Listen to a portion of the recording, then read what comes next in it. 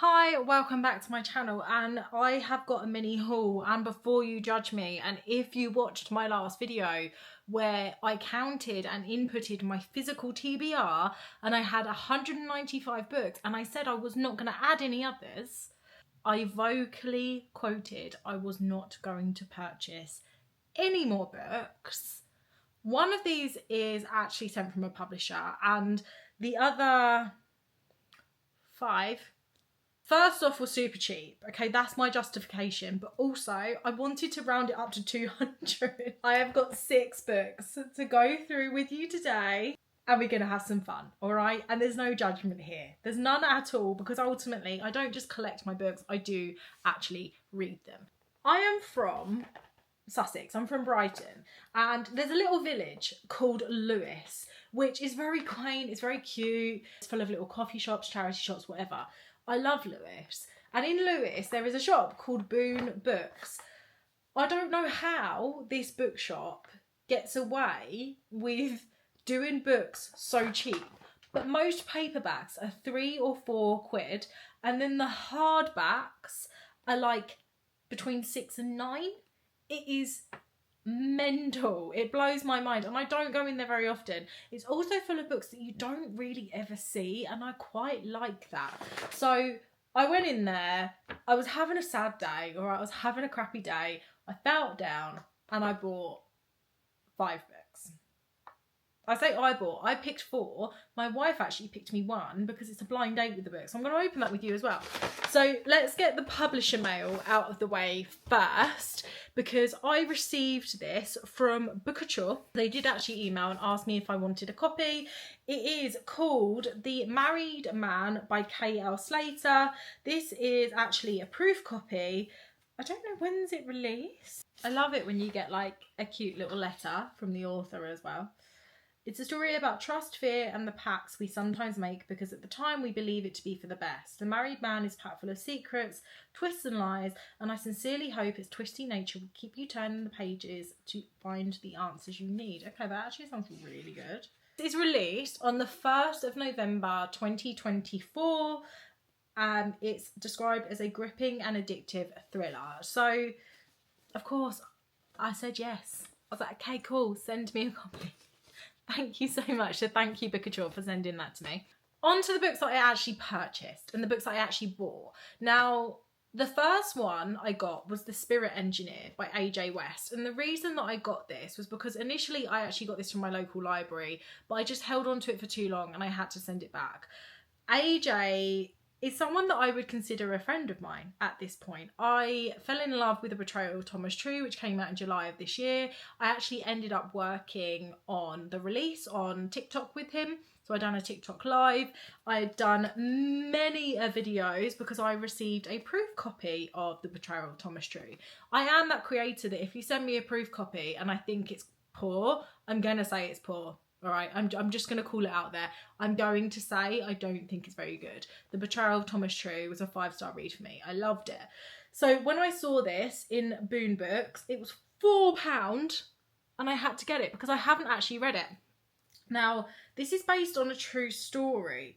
So it's Belfast, 1914. AJ has this talent for writing historical fiction, and I love the amount of research, like, he just deep dives into these periods in histories, these stories, these people. I adore it. And I also really love his writing style. His writing style feels quite poetic. It feels like it kind of just joins nicely. I really enjoy it. Anyway, Belfast 1914, 2 years after the sinking of Titanic, high society has become obsessed with spiritualism, attending seances in the hope that they might reach their departed loved ones.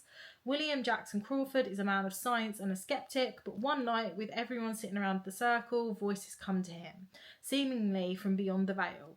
Placing doubt in his heart and a seed of obsession in his mind, could the spirits truly be communicating with him, or is this one of Kathleen's parlour tricks gone too far? It's a haunted, twisted tale of power, paranoia, and ultimate inescapable truth. So I had to grab it. £4. All right. It's on my list, it's on my pile. Let's delve into the bag. First off, I love the fact that these bags, literally I think, are hand printed. They just make me really happy. So we have got a hardback in here that I don't really know anything about. Another thing about this shop is a lot of their books are sealed. I kind of want to take it out of the seal because I want to know what this is about, but I don't. This is Corin Zelkas. I hope I've said that correctly. Mother. And the reason I bought this is because, I'm sorry, how messed up does this book look? Like, I'm going to take it out of this wrapping. We're just going to... Okay, we are out. So, how... There was something like chillingly haunting, a little bit twisted about this cover. It was £6. £6 for a brand new, in fact, plastic wrapped hardback. Like, I am the first person to flick these pages. I hadn't actually been able to read the synopsis. I bought this based on the cover because there was no information on the back. Reading the inner flap, we basically meet the Hearst family. We follow 3 children who are all a little bit wayward, and then we meet their mother. Mother is an electrifying debut novel about a mother's love gone too far. Are we talking Munchausen's? Like, what's happening here? I am intrigued. I couldn't just leave it at one book because at this point I hadn't received the book from Bookworms. So if I was buying one and making it 196, I was like, right, I've just got to round this up. We've got to go to the 200 mark.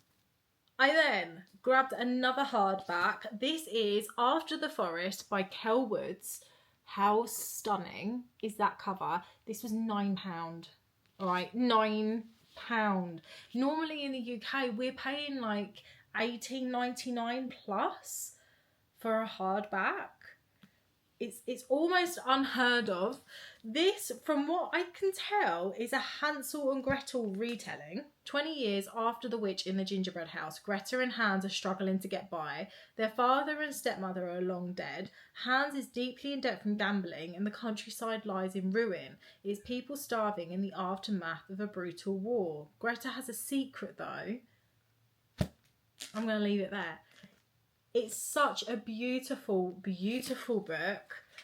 And £9. £9. I mean, okay, right, I'm going to be real here. I own hardbacks but seldom read the hardbacks because I find them aggravating.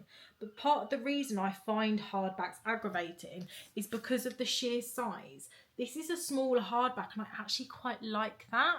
Like, I am quite a fan of it being a little bit more like compact and pockety in size.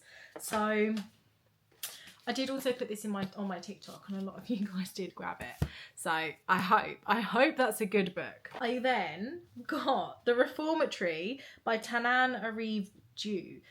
This has been everywhere. I have seen so much of this book. And when I saw it was £4, I had to get it.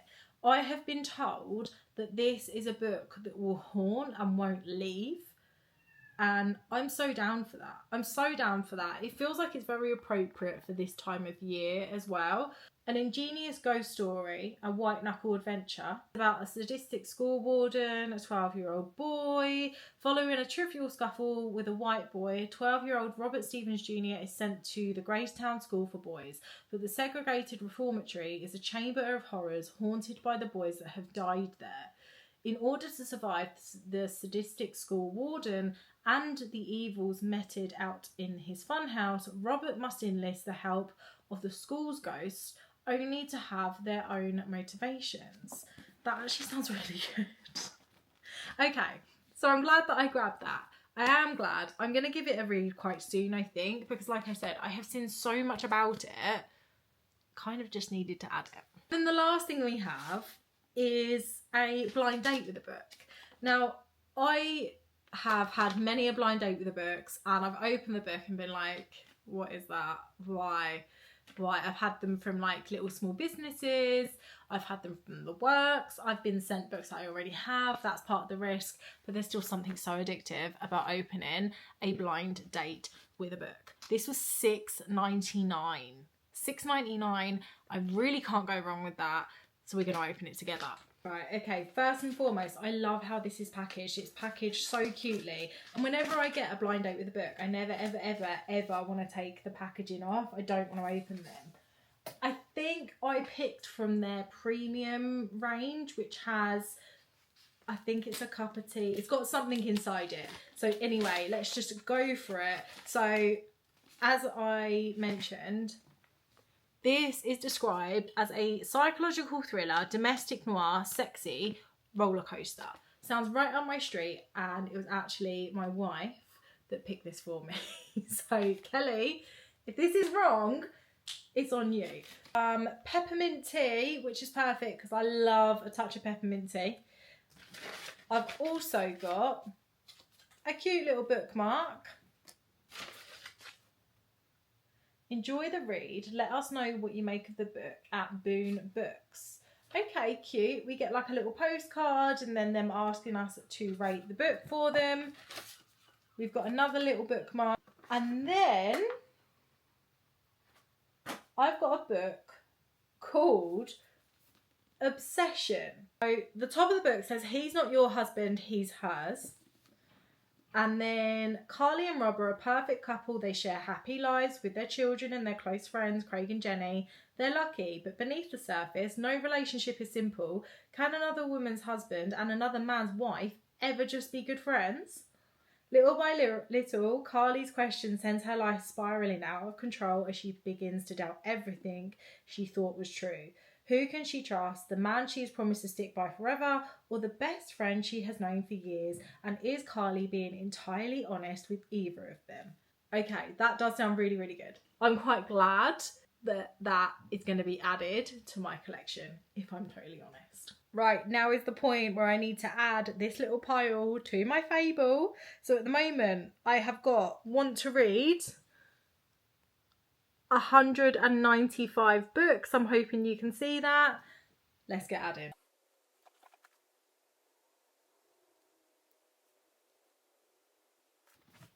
Oh, Obsession only scores a 3.25.